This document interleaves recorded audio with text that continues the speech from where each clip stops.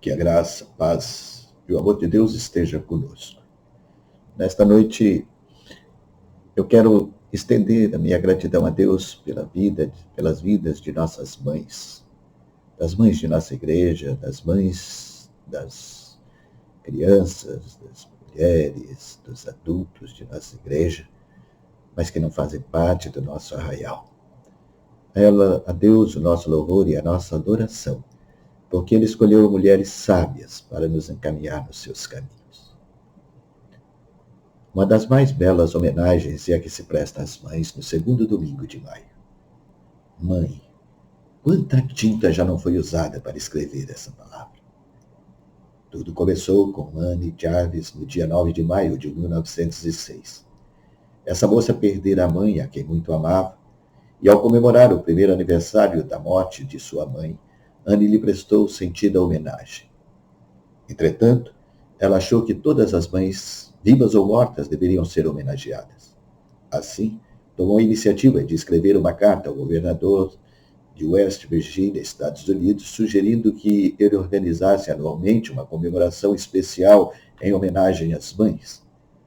O senhor William Glasgow gostou da ideia. E desta forma, já em 1910, ele baixou um decreto instituindo oficialmente o Dia das Mães naquele estado. E como homenagem à mãe de Ana, que dera a sugestão, o governador determinou que as comemorações se realizassem no segundo domingo de maio, que era uma data mais próxima da morte da mãe de Ana. Em 1914, a comemoração havia se estendido pelo país todo, e levando então o presidente Woodrow Wilson a baixar um ato oficializando o Dia das Mães em todo o território norte-americano. Em 1918, a comemoração chegou ao Brasil, sendo realizada pela primeira vez em Porto Alegre numa iniciativa de moças e senhoras sob o patrocínio da Associação Cristã de Moços da capital gaúcha. Mas somente em 1932 foi que o presidente Getúlio Vargas baixou o decreto-lei de número 21.366, de 5 de maio, determinando a comemoração oficial do Dia das Mães em todo o país. A iniciativa é louvável. A homenagem é justa, é merecida, visto que o papel desempenhado pela mãe é importantíssimo no contexto da sociedade urbana. Eu, porém, diria que há mães e mães.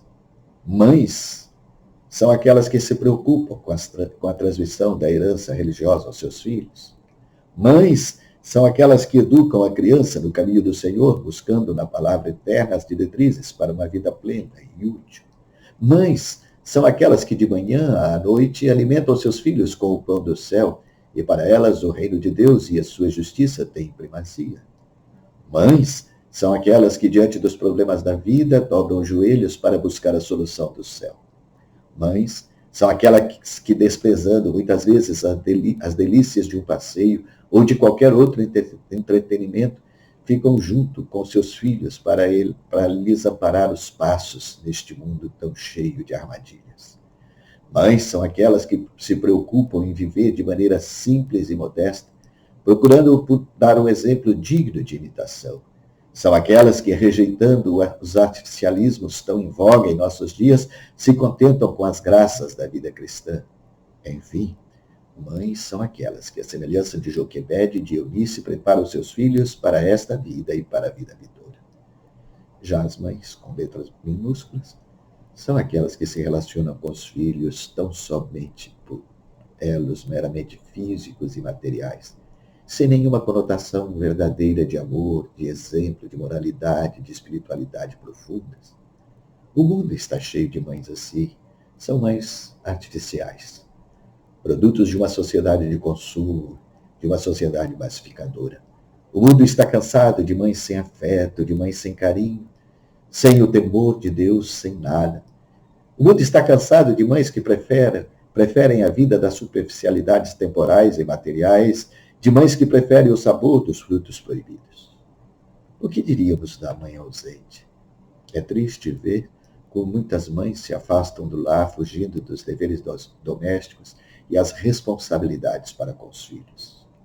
São aquelas que, muitas vezes, em nome do trabalho ou da realização profissional, ou ainda do status social, perdem o foco da maternidade e da presença maternal na vida dos seus filhos. pobres crianças. Todos sabemos que nos primeiros anos a criança assimila muito daquilo que vai nortear o caráter de cada uma delas através da vida. Sabemos que é nos primeiros anos que se lançam a semente de uma personalidade sadia e consequente. E quando uma mãe se esquece disso, todo o prejuízo irá para a criança e seu futuro. Hoje em dia, quantas mães estão preocupadas, mais preocupadas com o chá das 5 do que com seus filhos? Quantas mães estão mais interessadas em conversas frívolas do que com o futuro daquelas crianças que Deus colocou nas suas vidas para que fossem orientadas e abençoadas por elas como instrumentos de Deus para educá-las nos caminhos mais corretos? Estamos vivendo em tempos que precisamos reinventar o conceito de mães modernas, pois não há na nossa sociedade lugar para as mães moderninhas, de acordo com aquela nomenclatura bem tradicional e bem conhecida, que designa uma mãe para frente, na crista da onda. Não há mais lugar para esse tipo de mãe nos dias atuais. A verdade é que muitos filhos estão perdendo o verdadeiro sentido da vida porque as suas mães têm relegado a plano secundário a sua nobre missão de encaminhar os filhos para serem cidadãos da esperança. Queremos sim mães modernas. Queremos sim mães que sejam trabalhadoras, mães que tenham uma profissão, que cresçam profissionalmente, mas queremos e precisamos de mães que, apesar de tudo isso, nunca se esqueçam do desafio e do ministério maior de suas vidas, que é aquele de gerar e educar filhos para o futuro. Filhos que sejam cidadãos da esperança. Muitos filhos teriam destinos diferentes se as mães moderninhas deixassem de se preocupar apenas com as sobrancelhas, com o esmalte das unhas, com os cosméticos. A maior herança que a verdadeira mãe deixa para os seus filhos é o exemplo de fidelidade, o exemplo de amor, o exemplo de confiança, o exemplo de esperança, o exemplo de cidadania. Por isso que neste mês nós louvemos ao nosso Deus exaltando a elevada missão das verdadeiras mães. E nós, filhos, que saibamos honrar essas autênticas colunas da nossa sociedade, as mães, a quem Deus deu o ministério grandioso de educar os seus filhos para caminharem no reino eterno.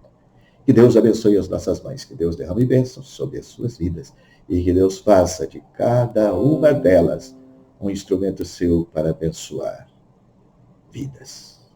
A Ele toda a honra e toda a glória.